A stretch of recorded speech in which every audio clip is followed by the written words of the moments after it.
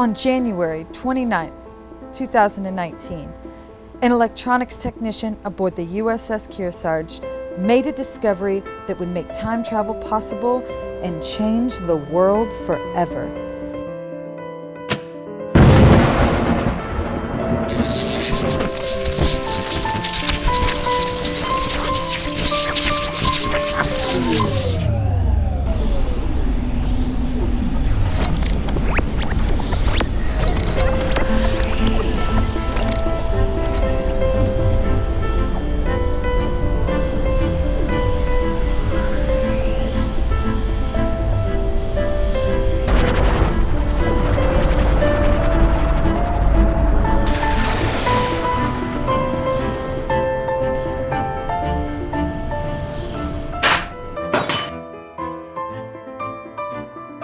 After realizing the implications of such a discovery, and to keep it out of the hands of those who would use it to do harm, an agreement was reached that would benefit them both.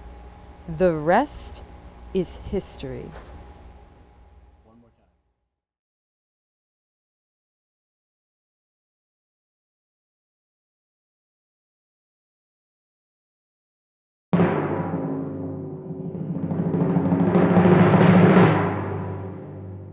How do you do?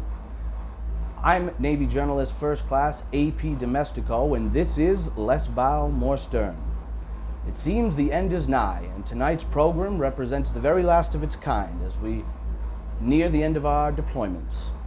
To celebrate, we scheduled for you a very special guest, one who needs no introduction. Unfortunately, at the very last minute, the CMC canceled, and we were forced to accept the man before me. The Kearsarge XO, Captain Neil Kaprowski. Sir, welcome.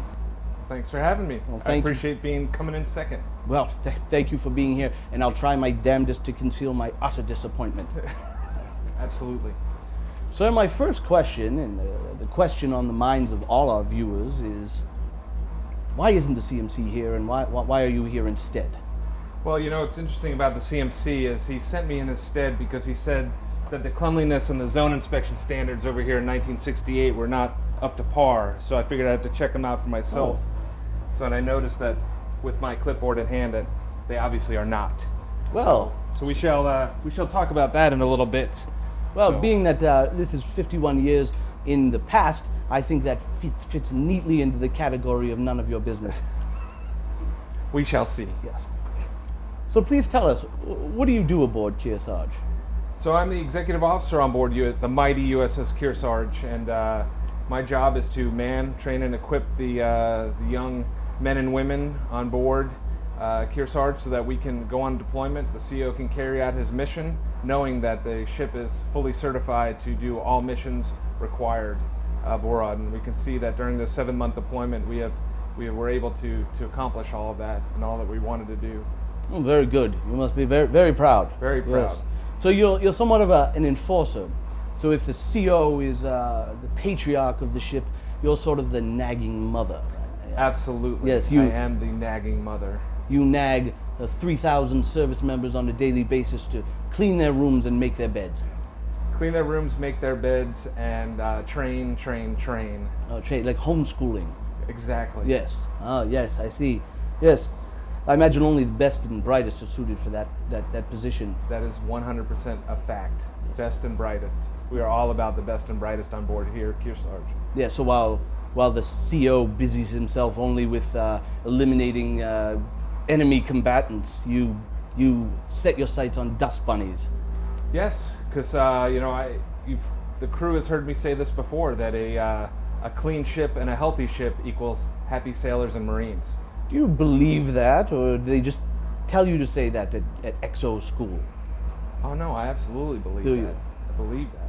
Yes. You know, I don't like looking at filth, and I don't like, I don't like if they know that the equipment is being taken care of and kept clean. Pride and professionalism comes out. That's what I tell my wife. Where does this preoccupation with cleaning come from? I mean, don't you think these 3-hour cleaning marathons are a bit excessive? I mean, your poor sailors, they clean for 15 minutes and then they have to find a place to hide for 2.5 hours. That's downright inhumane.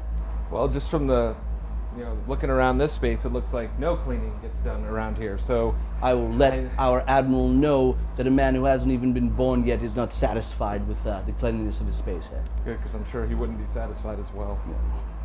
Well, with all that cleaning, though, I imagine the Kearsarge must be immaculate. It is immaculate. It was it. It's a beautiful ship. Oh, what a wonderful place for your sailors to live. Yes. Yes, fantastic.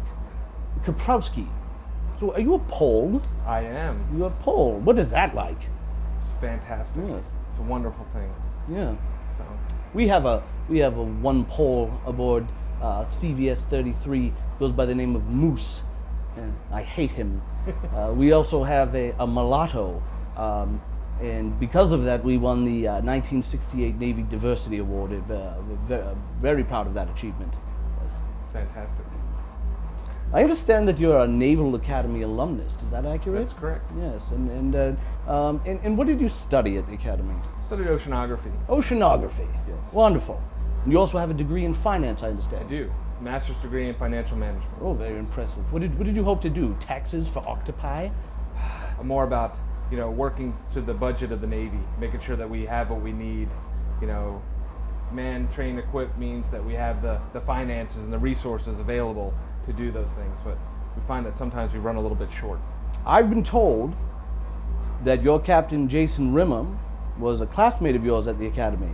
Yep, him and I are classmates, class of 95 at the United States Naval Academy. 95. Yeah, so I have to say I've had the great fortune of meeting Captain Rimmer. Just a wonderful man. I don't think I've ever met such a likable fellow. He's a good, purely good, wholesome, God-fearing family man, and gives me great hope for the future. Must be a joy to work for him. But I understand he bullied you some in school. Is that true? I don't believe so. No, I've heard otherwise, and that's awful. What the hell did you do to deserve the bullying of such a wonderful man? You should be ashamed of yourself, and I hope you've since apologized for distracting him from his schoolwork. No distractions needed, and I tell you, it's a pleasure to work for him, and he's a class act, and I hope to be as good as him as he's commanded this ship through deployment, through the missions and the requirements, and getting through the workups and everything that's had to be done. So it's been an honor and a privilege to work for him. As an alumnus, you have somewhat of an in at the Academy, and so perhaps you might find work after you retire.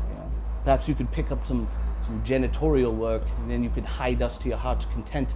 And better yet, you can dust the enormous painting of Captain Rimmer that will surely hang in the hallowed halls by then. That'd be quite an honor for you. It would be fantastic. I tell you, the Academy is a hallowed, sacred place, and it would be an honor to work there. Am I to understand that you were also an athlete at the Academy? It was. Don't tell me by the looks of you. I'm going to say you were a great linebacker on the gridiron. Not quite. No? Nope. Swam for 4 years at the Naval Academy, varsity athlete, 4 years. A swimmer. Swimmer, yep. Neat. Upon graduation, you chose to pursue a career as a surface warfare officer. Correct. Is that true? Absolutely. And what you thought, what would suit me? A career as a professional stick in the mud. Surface warfare it wasn't my first choice. I wanted to fly, wanted to be a pilot, and my eyesight wasn't good enough, and they weren't accepting surgeries like they do now in the future. So surface warfare was one that appealed to me, and started out as a destroyerman on my first ship, and that war dream solidified my desire to stay in and be a surface warfare officer for life. What has been your favorite tour of your career, and why? I have to say that my first executive officer tour and commanding officer tour on board USS San Antonio were by far the best tours of my life. And I would say that just being the executive officer here on board USS Kearsarge has been fantastic. The crew is phenomenal. The ship is in great shape for its age. When you take over as commanding officer, do you anticipate being as much of a nagging fuddy-duddy? I'm hoping to leave the nagging fuddy-duddiness to the new XO. I see. What do you enjoy most about being a leader? 24 years, I imagine you're somewhat of an expert now. Leadership is, to me, is just providing that bit of guidance to make sure that they know what the missions are, the goals are for those above us, and that we can translate that down and everybody, rows in the same direction. And when we all row in the same direction, life is good. When we start having turmoil is when we as leaders have to step in, adjust course, and get us back on track. Very good. So you would say then you have some experience with conflict management. Yes. Yes. So what would you say to sailors who have been deployed for long periods of time in war zones, who are at their wits' end with each other? Because the reason I ask is because I have a great tormentor on board, a fussy little man, Thurston Morley. And he always telling me my business, and I've tried to ignore him, but he continues to antagonize me. He has the physique of a plucked chicken, so why shouldn't I sock him in his GD face? My wife Laura Jean says it's ill-advised despite his asking for it. Yeah, assault and hitting people is not the way to go. It's we need to manage our feelings. We all need to get along. And I know that's a cliche, but it's true. Folks who have been around each other for a long time, who sleep in close quarters with each other, and then have to see each other on the mess decks, day in and day out. Those relationships and the way you deal with stress, you should have a couple of outlets. Whether it's go talk to somebody else, talk to a friend, talk to a chaplain, talk to a resiliency manager, or go work out. Well, I'm sure that's good advice for 2019, but I'll probably overdrink and still punch him in the face. Do it on liberty. So I understand you have a family. I do. Yes. I do. Married to my wife Shannon for... You're married to your wife? I am married to my wife. 19 years. That works out then. This September. And I have 2 children, Ryan and Lily. Ryan is 18, just turned 18. He's heading off to college this summer. And then my daughter, who's 13. I hear Ryan is interested in becoming a naval aviator. Yes. So my son got accepted to Embry-Riddle, which is an aviation college, on a ROTC scholarship. And in fact, just 3 weeks ago, he earned his private pilot's license. Oh, wonderful. As an 18-year-old. Wonderful. So very exciting. Naval aviator. He wants to be a pilot. Yes. So he wants to be just like Dad, only cool and appealing to women. Only better. Yes. Absolutely. Yes. Very good. You must be very proud. I am proud of him. He must also be excited to draw giant sky phalluses. That's a part of the job in 2019, I understand. He knows a little bit better than that. Oh, he does. And in fact, when that happened, he was like, "Oh, that's not right." So, well, he sounds more like a surface warfare officer then. Well, a little surface warfare officer mixed in with some aviation is not a bad thing. No, perhaps not. So, yes. Just like we here, I understand LHD-3 recently celebrated the 4th of July. Yes. We celebrated by getting drunk in our boxer shorts and barehanding fireworks on the flight deck. How did you celebrate? Not quite that way. No? It was a little bit more professional in that we had a flag ceremony and a little bit of a celebration. And then we topped it off with a good old-fashioned talent show and a pie eating contest. And a pie eating contest. So it was fantastic. Ah, pie eating contest. Nothing like American excess. Nothing says USA like stuffing unneeded food into already full bellies. I wonder, did you broadcast it to all the starving third world countries in the area, or No, so they could enjoy it? Kept that inside. Yeah? Kept that internal. So, probably a good move. Yes. What makes you proud to serve in the United States Navy, and how long will you continue doing so?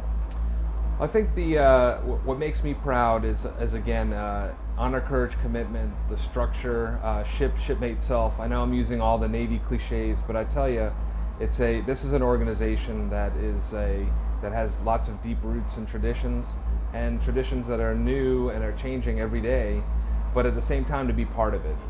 I will continue to do so until either 2 things happen. Either the Navy says we no longer need you, or I determine that it's no longer fun. And I tell you, there's a lot of fun to be had, seeing the smiling faces of the, again, young sailors and Marines who are doing, God's work out here, day in and day out, keeping our country safe. Do you have anything you'd like to add? I'd just like to add, and our two navies are not different. In fact, a lot of what we've learned from you guys back in the 60s till now has really shaped the way we treat our young sailors and Marines in the future. And we've done a lot of integration. We've done a lot of training. And I got to tell you that the amount of, just in the short 7 months that we've been on deployment, a couple of just numbers that I'd like to share with you is, we qualified 10 surface warfare officers, 8 medical officers, 5 supply corps officers, 4 supply corps aviation officers, 3 in IWO officers, and then enlisted aviation warfare PINs 288, enlisted information warfare 32, and enlisted surface warfare 326. And what that means is that everybody's pouring their heart and soul out to get to the next qualification level, and it just shows that their pride and professionalism is showing through. So I'm very proud of those folks. I'm proud of all the departments that have made this deployment a success, and I look forward to continuing to work with them until we get home. Good. Did you capture that braggadocio? I want to make sure he gets his recognition. Good? Oh yes, very good. Okay. Sir, as disappointed as we all were to find out that CMC couldn't be here, I have to say it hasn't been entirely awful. I'd like to thank you for being here and for all that you do and for taking good care of our Kearsarge sailors. And thank you for watching. Don't bother tuning in next time, as there won't be a next time. Indeed, the time to close the portal for good has come. Our little dalliances into each other's times have proven entertaining, but ultimately were little more than novelty. Our interactions over the course of our respective combat deployments have given me great hope for the future, but also cause for great despair. I consider myself profoundly lucky to have glimpsed through the keyhole of time, and as much as I would like to explore the future further, the responsible thing would be to end it here. I want to thank you for your attention, your hard work, and your good humor. Oh, and look me up in the future if I'm still alive. Until then, I bid you a very fond farewell. So long.